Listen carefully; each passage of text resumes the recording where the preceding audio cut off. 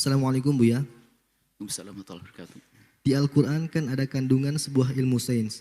Bagaimana teori ilmu sains tidak cocok dengan apa yang telah digariskan dalam Al-Quran? Mohon jawabannya Buya. Terima kasih. Pertama yang harus diyakini seorang yang beriman bahasanya Al-Quran dari Allah dan pasti benar. Enggak ada sedikit pun kemungkinan salah. Pasti benar. Kalau Anda belum bisa berkeyakinan semacam ini, maka iman Anda yang rusak.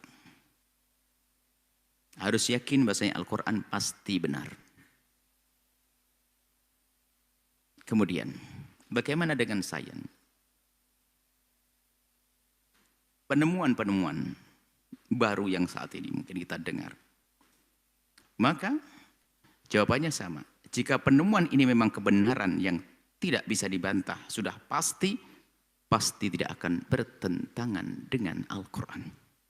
Yang kedua, jika sains, penemuan-penemuan itu adalah benar, pasti tidak akan bertentangan dengan Al-Quran. Yang dua itu.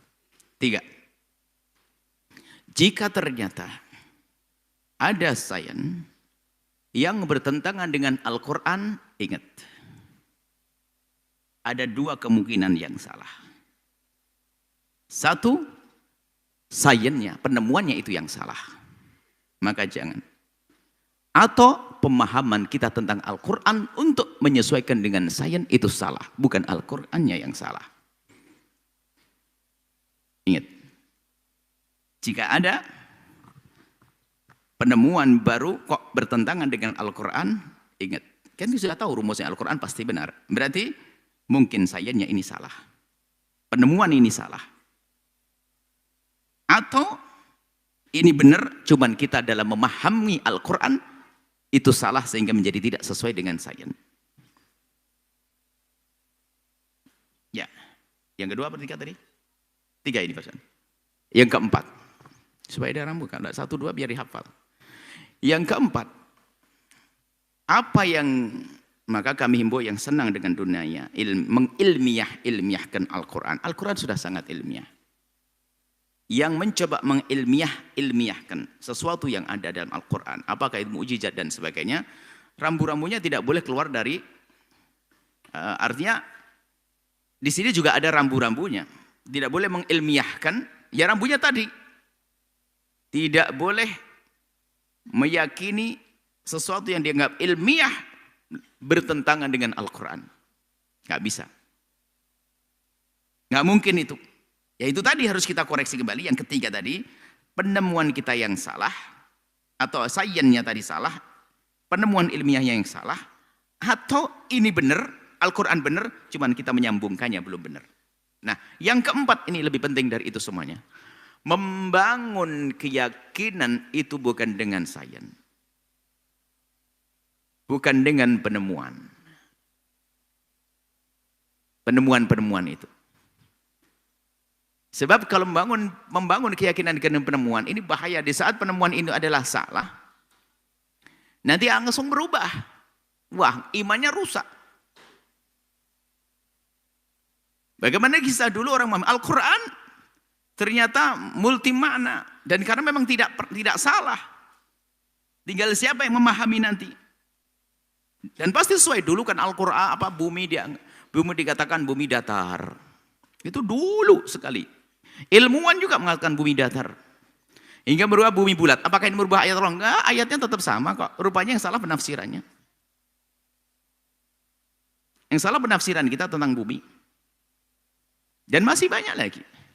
Dan jangan latah kita gampang lebih mempercaya tentang info tentang penemuan ilmiah. Lalu menyandarkan keyakinan kita dengan penemuan ilmiah. Dulu pernah juga ada berita, kalau kita langsung bangkas, enggak. Kita tidak membangun iman dari itu. Ada informasi tidak tahu. Lah ini kita akan gampang percaya. Dipikir seolah ini wah sangat sesuai dengan Islam dan sebagainya. Ada cerita, tidak tahu. Kalau kita langsung meniadakan, itu enggak seperti itu. Kita bangun keyakinan ada itu. Tidak ada itu pun saya sudah iman kok. Ada cerita katanya orang ngebor ada rekamannya, tidak tahu. Tiba-tiba dengar siksa kubur. Mana nih? Alam barzah bukan di dalam bumi, wahai hamba Allah. Kalau orang punya ilmu akidah, mah enteng ngebor ada. ada suara jeritan dan sebagainya. Umat Islam banyak percaya itu tadi. Ya dia ngebuat di dalam atau di dalam kedalaman tanah yang mana begitu, di situ ternyata ada jeritan-jeritan siksa kubur dan sebagainya. Ada itu semua. Alam barzah bukan di dalam bumi ini. Alam barzah Allah alam di mana tempatnya. Yang alam barzah. Bumi itu untuk menyimpan jasad kita ini.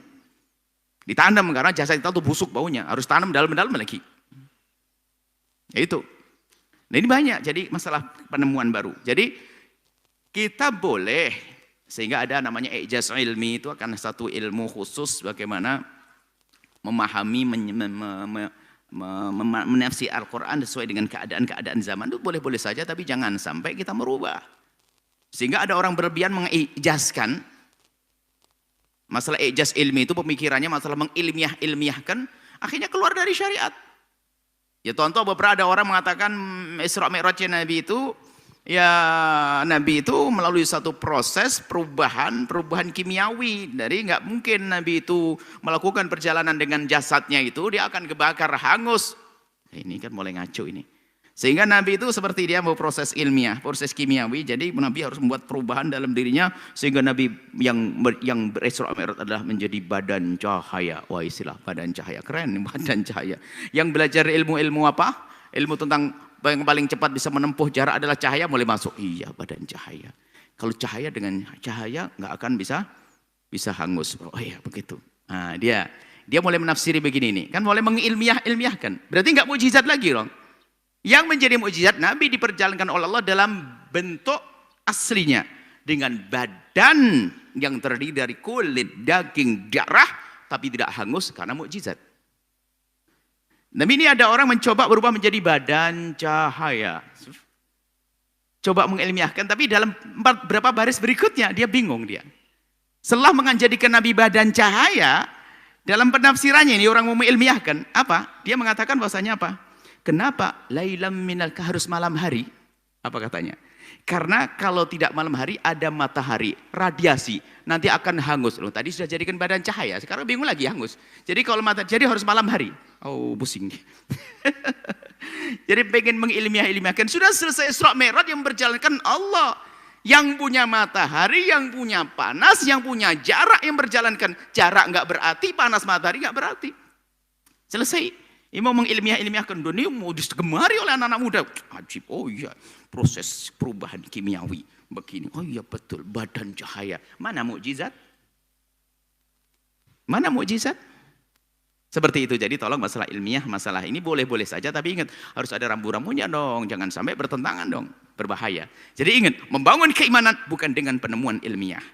Penemuan-penemuan itu untuk menguatkan ia, tapi sudah ada dasarnya keimanan, penguat. Tapi jangan bangun keimanan dengan masalah sains, dengan masalah kajian-kajian ilmiah, tapi keimanan sudah ada di sini.